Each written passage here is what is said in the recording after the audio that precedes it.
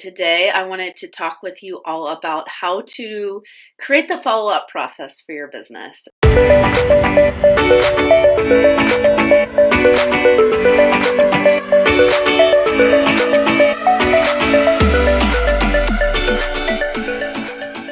So happy Monday. My name is Krista Kathleen, and I am a life coach, hypnotherapist, and co-founder of Fearless Public Speaking with Monica Hutchinson. And I love to work with women, helping them to start and create their life coaching businesses. And today I wanted to talk with you all about how to create the follow-up process for your business. And this is something that's really important to do. I'll share a personal story of how it helped my coaching business. And the way it did that is I had a girl that was a referral to me, and I had reached out to her several times trying to get on a discovery call with her, and to no avail because she was really busy. She had a business, she had 5 kids, and I kept following up. And eventually she booked a discovery call. She hired me on the spot, and she became like my best client ever, my #1 fan. She referred all her friends to me.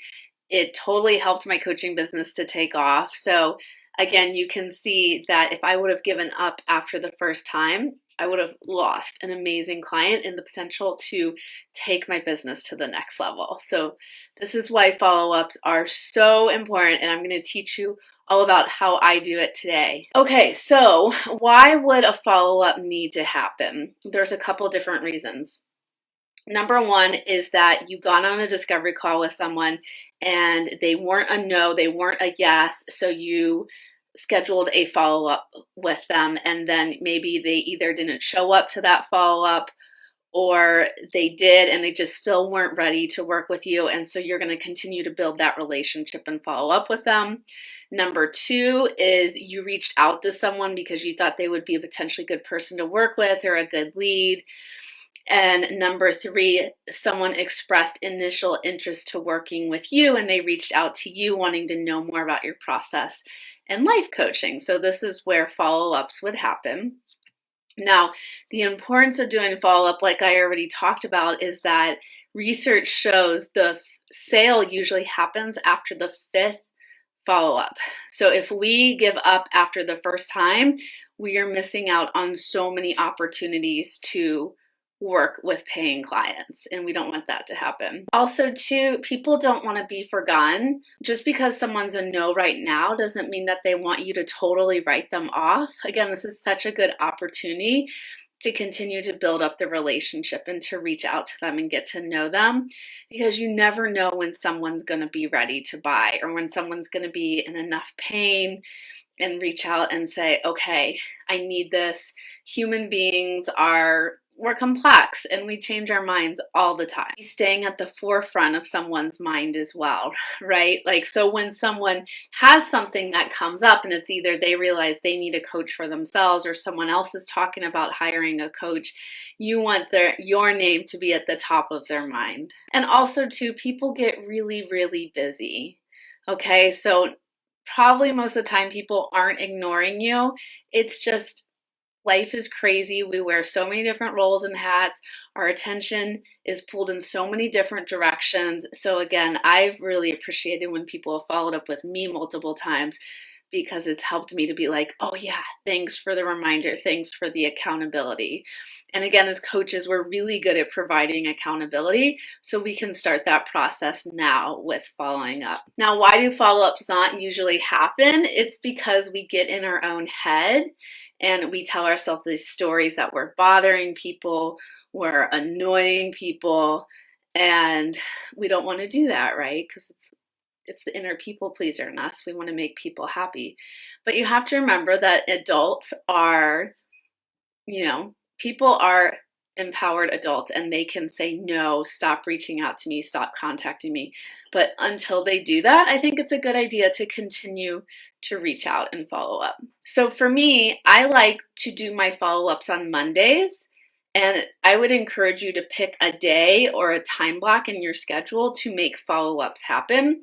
Otherwise, it's going to be one of those some days stories of like, oh yeah, I need to do follow-ups, and then it never happens. So commit right now that every week you are going to start doing follow-ups with people. And then also, so what to say when you're doing the follow-ups. I know this can make a lot of people nervous, but I would say something along the lines of, hey, wanted to check in, see if you got my last message. Again, remember, people are busy. They probably didn't see it or they forgot about it. They're not avoiding you or ignoring you. And then you can, give them a link to one of your most recent blog posts or a video you saw that reminded them of them. Or if you have a new upcoming offer or workshop that you think they would be a perfect fit for. Give them like something that lets them know that you're thinking about them and you care about them. And remember, sales is all about building trust and relationships, and this is a great way to do it. And then also, too, you want to make sure that you're keeping track of your follow-ups. And I would recommend doing that in an Excel spreadsheet, but it is important to keep track of it somewhere. Don't keep it in your head. And remember, this is what's going to separate you from someone who's running their coaching business as an expensive hobby.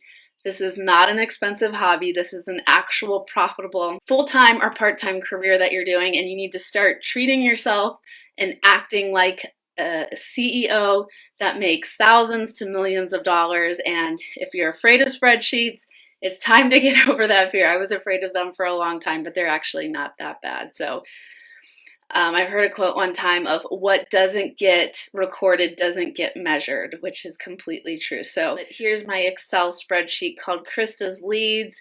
These are just two names I made up, but I have a column to put name, another column for their contact information and how did they find me, when is the last time we talked. You have a note section here. Again, you always want to remember little details when you talk to people, because when you're following up, you want to do also like a friendly little check-in of like, hey, I remember you saying your daughter was sick last time. Is she okay? I wanted to make sure she's feeling better. That makes people feel really heard and it makes them feel special. And then also, if they signed up to work with you. This is really easy to create. It will take like less than 5 minutes.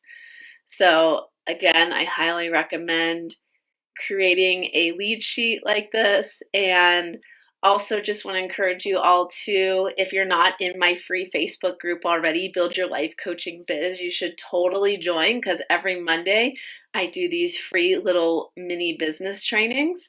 And I'll put the link in the comments for you to join and become a part of, so that way I can help you to build and grow your profitable life coaching business.